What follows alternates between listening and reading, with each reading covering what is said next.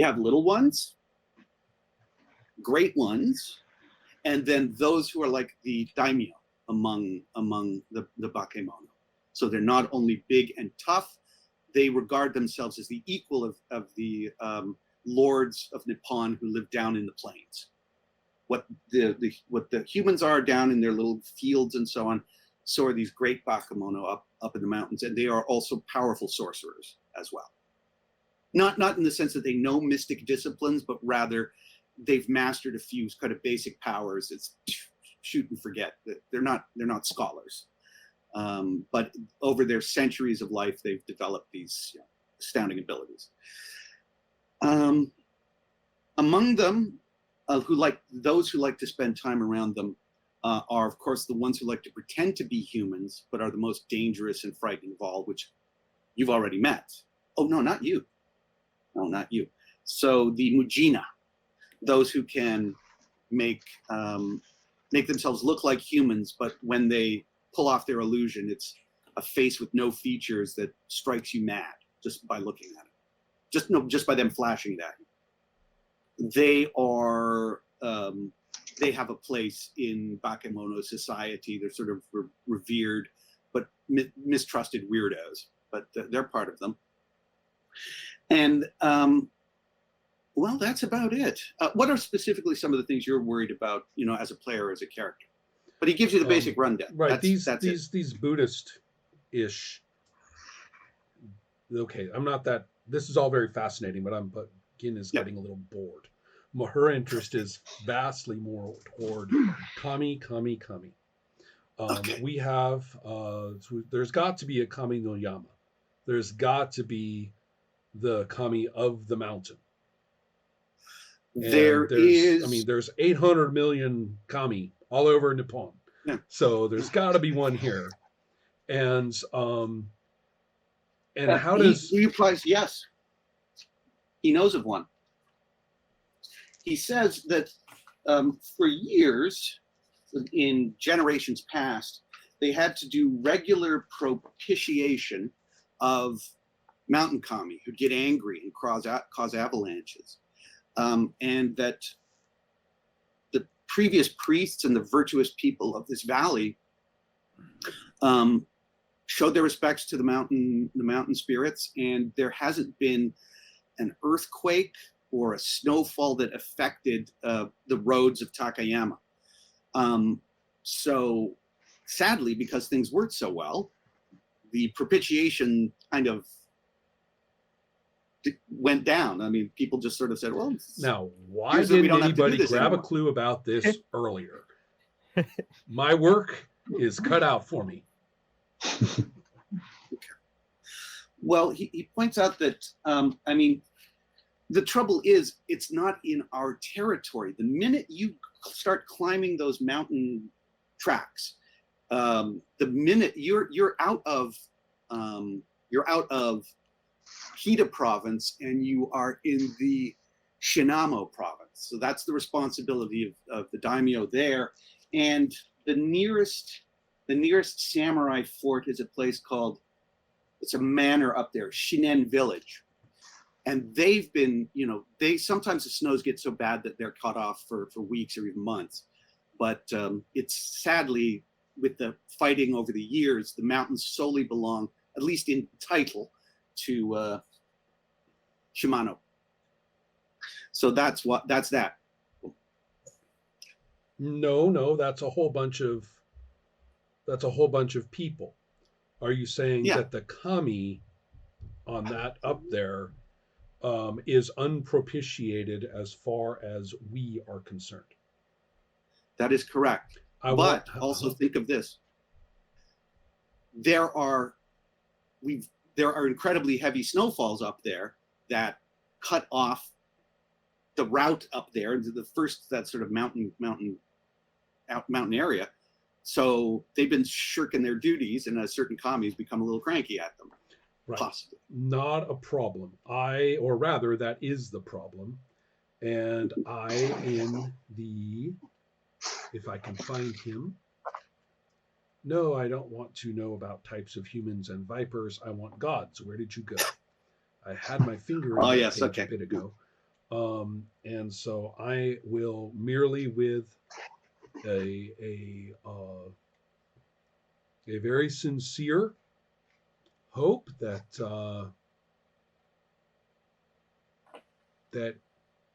Ibisu, one of the great fortunate gods, Yes, yes, yes. that Ibisu will watch over me as I take all the various trappings of Shinten with me for a proper propitiation. And if I have to, I'll bring my traveler's trunk because I think that's a big thing. That's a lot of stuff. I It want is. those. Okay. So Mr. Ronan says, I'll show it's stereotypical. I'll show him like enormous trunk, right? Everybody else with their 2 saddlebags. And I'm like, and we're bringing this. And it's going to have a great big propitiation thing in it. I'm going to go up and she says, talk to the mountain. Now, this is one thing you have to watch out for as well. Every few years or so, we get someone coming up from Kyoto or Osaka, some poor befuddled fool or some old person who wants to make a great pilgrimage. And they come up here looking for the lost shrine of Aruhito. No one in my family has ever heard of this. None of our records have heard of this. Someone must have a joke, or because of their sloppy scholar, they put a name on a map or made up a legend. So these poor fools come here looking for some great shrine that was around before the emperors. We generally try to be polite to them, but we have to disappoint them. There are unscrupulous people who take advantage of them and say, oh, yeah, no, I'll guide you. I'll guide you to the secret temple. And often they get lost in the mountains and don't come back. So, I'll note that for future reference. But right now, okay. So, boom. I can get you on the road with a grumpy Ronin right away. We are at here. Yeah, so here's on the calendar. So you guys are all busy in the 9th month, 25th week. It all passed quite pleasantly. And it's the day of the rat. And you are heading, again, southeast-ish. Wait, what's the number of the week, please? On the this calendar? Is the 26th week of the year. 26th. Thank you.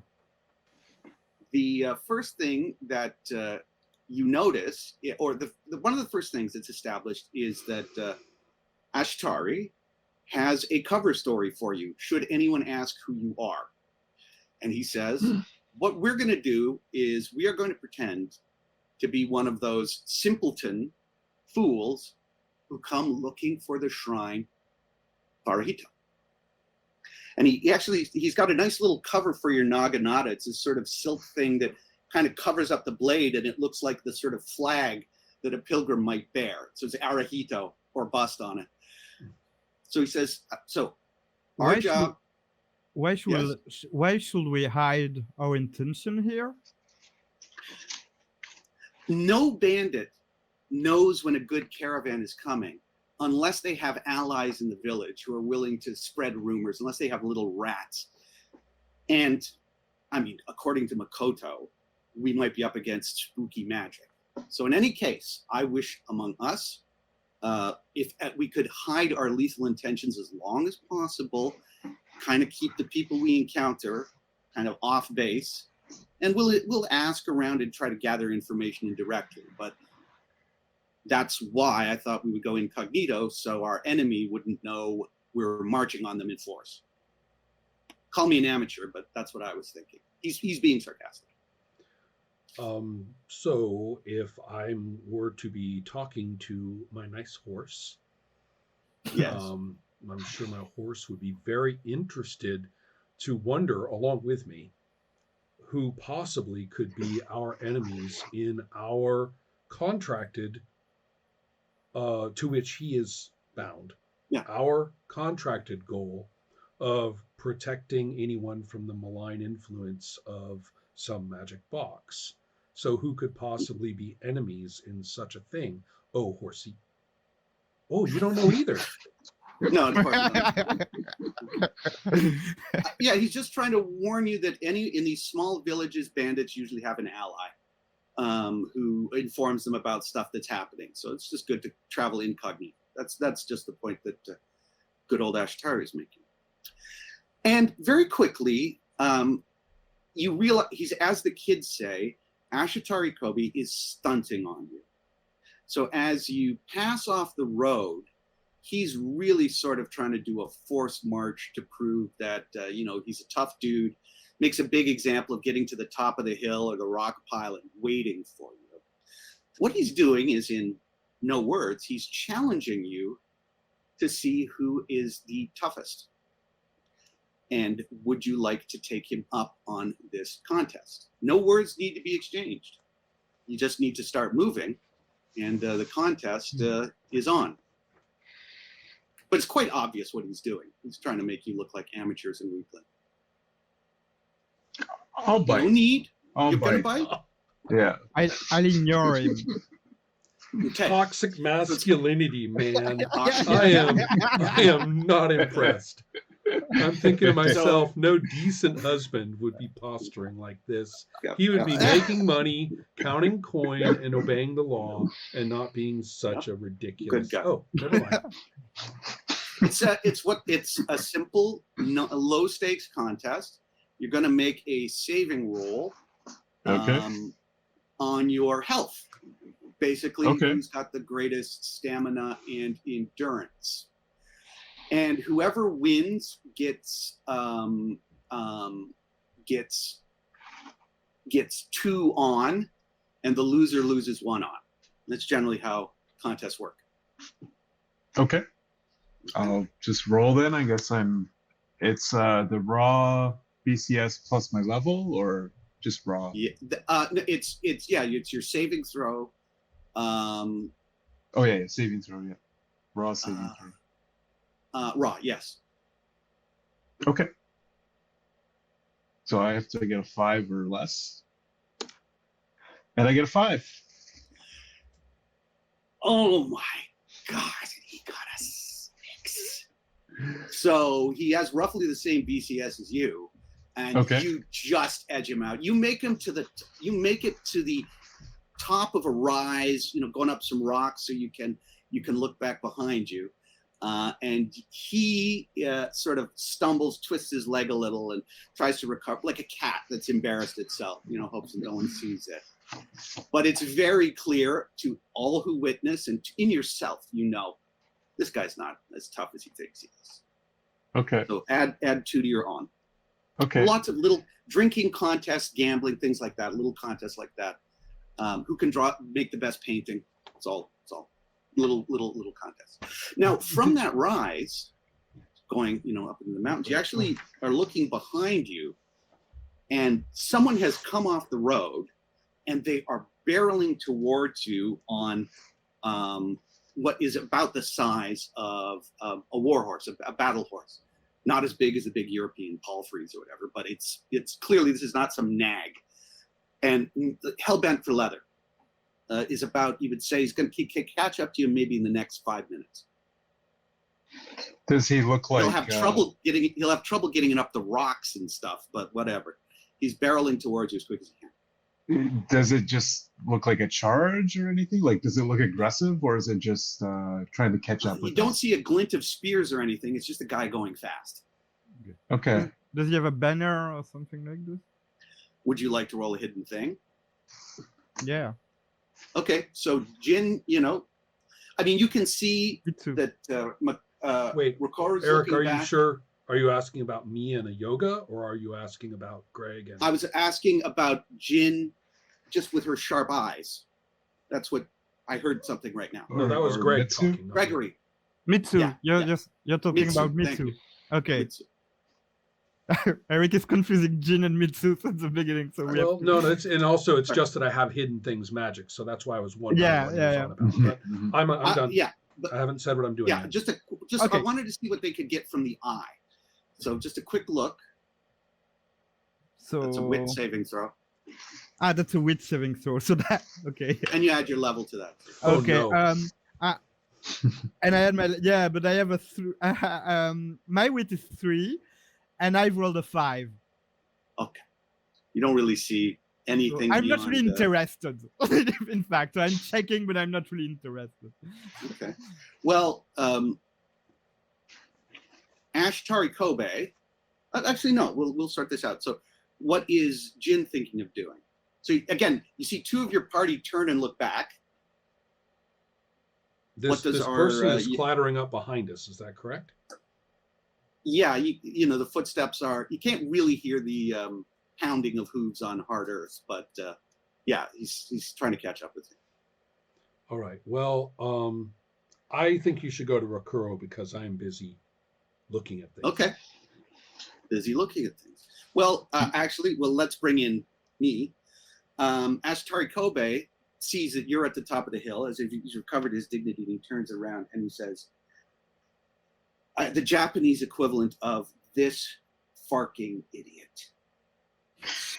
You hear him swear under his breath. Let's wait here, and then I'll send this fool back. Clump, clump, clump, clump, clump, clump.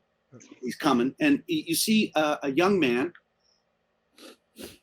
18, 19, maybe, or maybe he's sort of slight and can't really gauge his real age.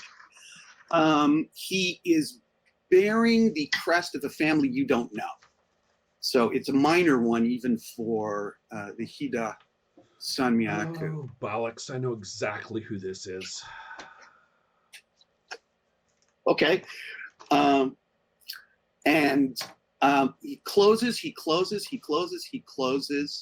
and he's got a very disappointed look on his face, or a very hurt look on his face. And he says, okay, I can't believe that you would go after my treasure. That is mine. I have as much interest in that stuff as Makoto does. Chosen does. You have no right. I should not have been left out of this.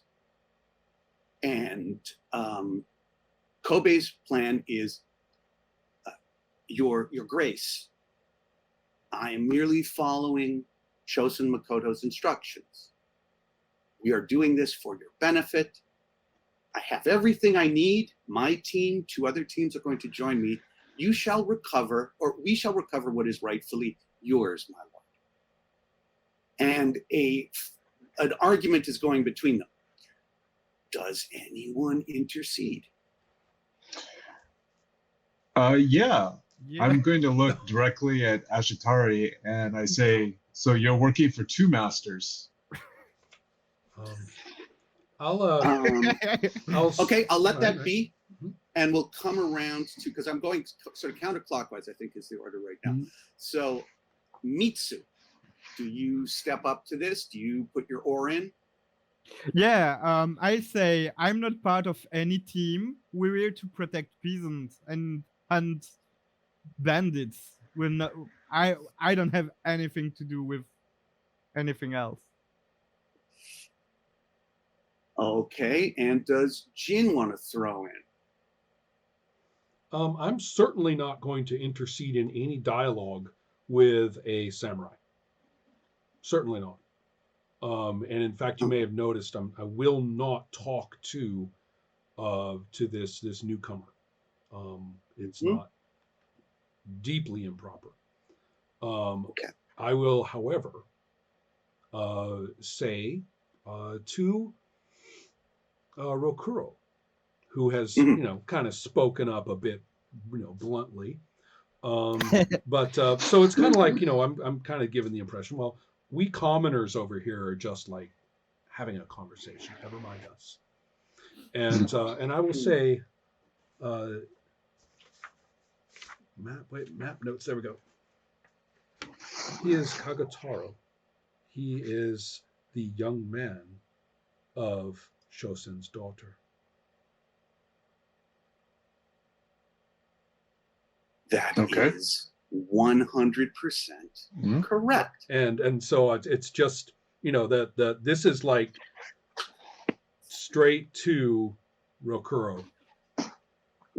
Okay.